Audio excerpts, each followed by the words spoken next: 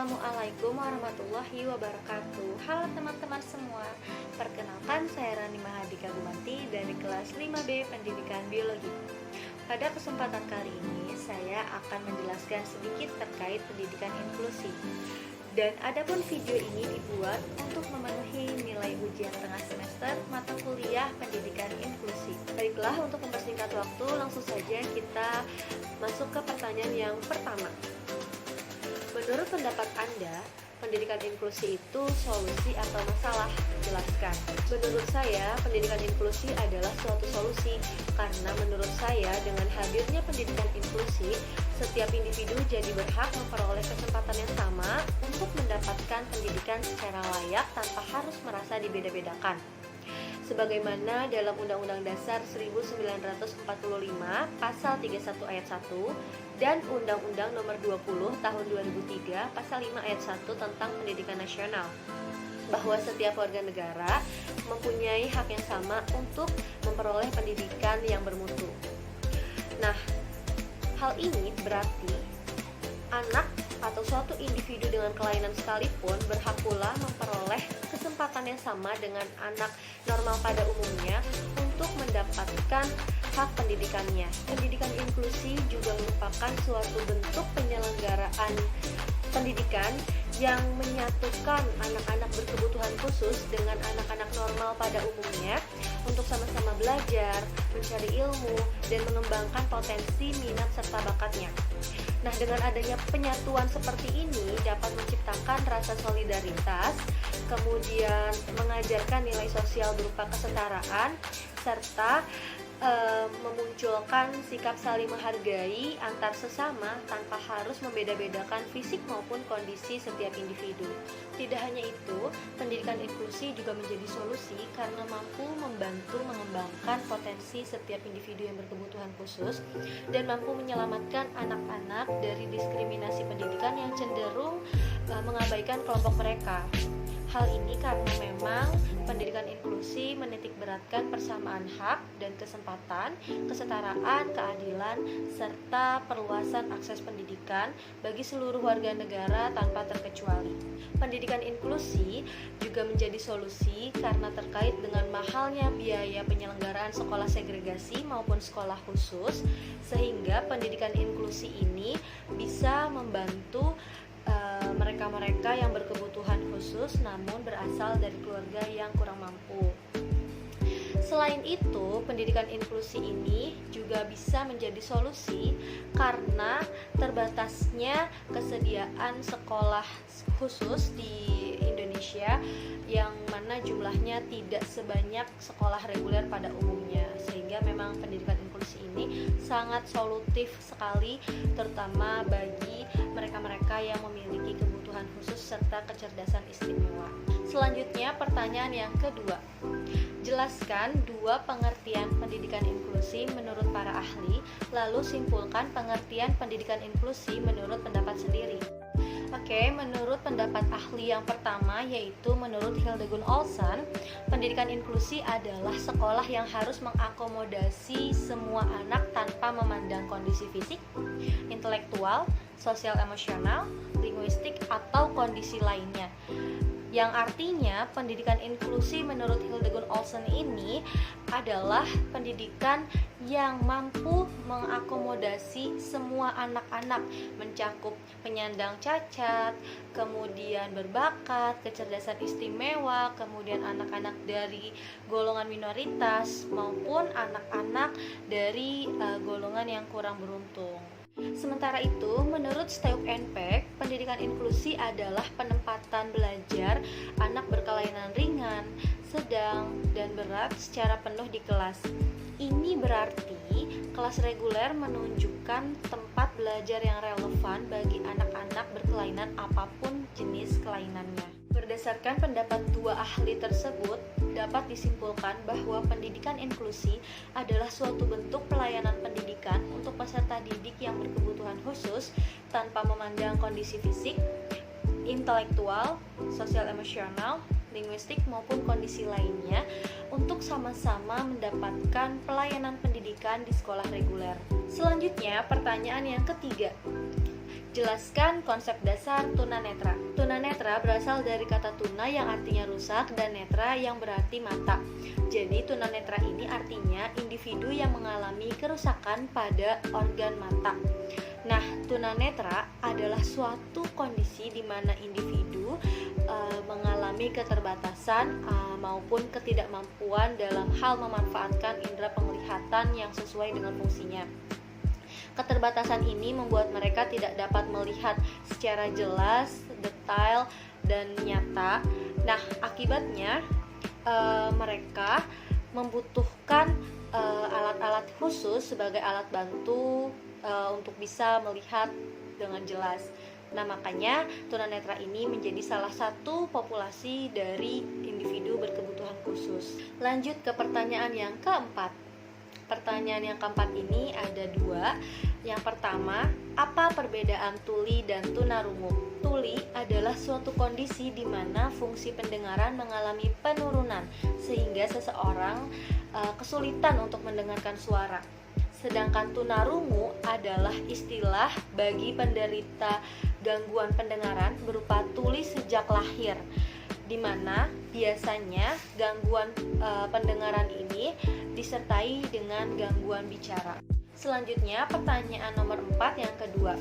Perkenalkan nama sendiri melalui bahasa isyarat, boleh Sidi, boleh Bisindo.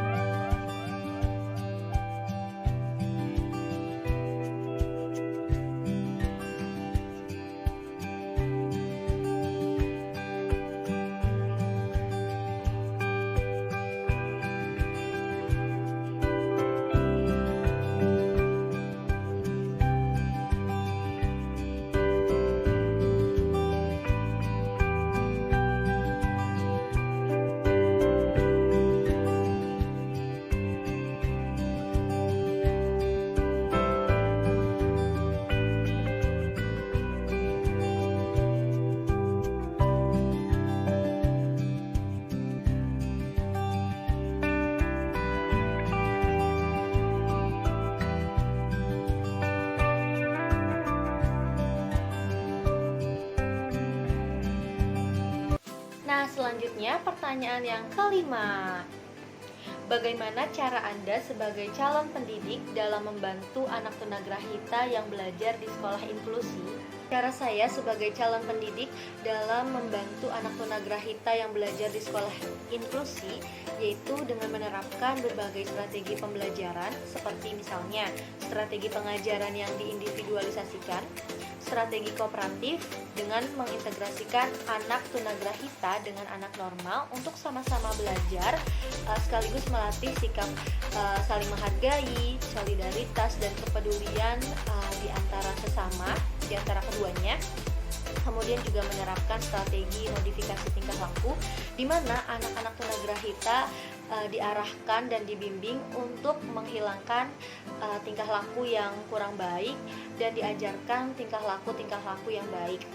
Kemudian dibantu dengan penggunaan media pembelajaran yang dapat membantu atau menunjang belajarnya anak-anak tunagrahita seperti misalnya alat-alat kematangan motorik, alat-alat kematangan indera, kemudian papan keseimbangan, kemudian alat bantu membaca dan berhitung, puzzle, formboard, dan lain sebagainya. Lanjut ke pertanyaan yang keenam. Bagaimana cara Anda dalam membantu mahasiswa tunadaksa apabila ada di kampus Anda? Cara saya dalam membantu mahasiswa tunadaksa yang terdapat di kampus yaitu dengan cara membantu mereka menyediakan alat-alat bantu yang dapat dapat menunjang aktivitas mereka, seperti misalnya kursi roda, walker, crutch, splint, brace, protase kaki maupun tangan, kemudian alat makan modifikasi, alat tulis modifikasi, dan lain sebagainya.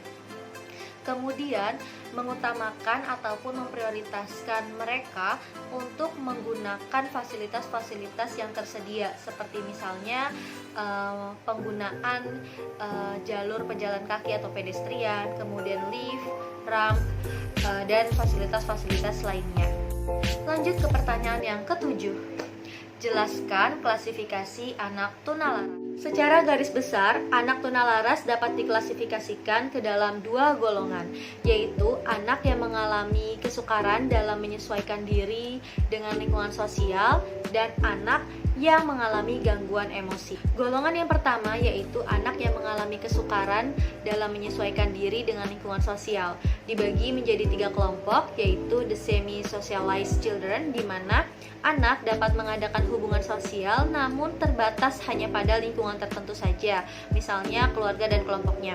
Yang kedua, children raised at a primitive level of socialization, di mana anak-anak dalam perkembangan sosialnya akan berhenti pada level atau tingkatan yang terendah.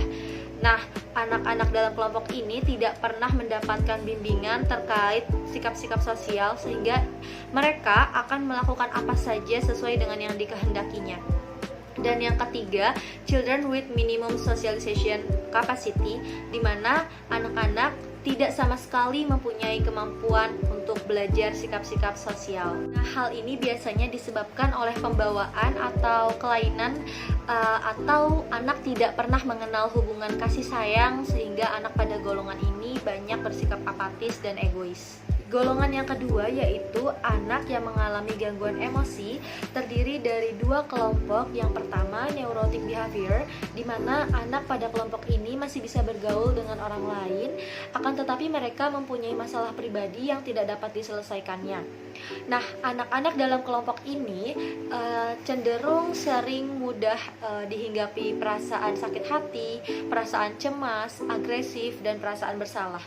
Kemudian kelompok yang kedua yaitu children with psychotic process, di mana anak pada kelompok ini mengalami gangguan yang paling berat sehingga memerlukan penanganan yang lebih khusus. Karena anak dalam kelompok ini sudah menyimpang dari kehidupan yang nyata, kemudian juga tidak sadarkan diri serta tidak memiliki identitas diri. Jadi ketidaksadaran dirinya ini disebabkan oleh gangguan pada sistem syaraf sebagai akibat dari keracunan, misalnya minuman keras dan obat-obatan. Lanjut ke pertanyaan yang terakhir, yaitu pertanyaan ke-8. Jika Anda sebagai pemegang kebijakan, sarana dan prasarana apa saja yang ingin Anda buat untuk membantu kampus Anda menjadi lebih inklusif untuk mahasiswa disabilitas? Tentunya jika saya menjadi pemegang kebijakan, sarana dan prasarana yang ingin saya buat untuk menjadikan kampus lebih inklusif untuk mahasiswa disabilitas adalah menyediakan sarana dan prasarana serta fasilitas-fasilitas yang sesuai dengan kebutuhan mahasiswa disabilitas.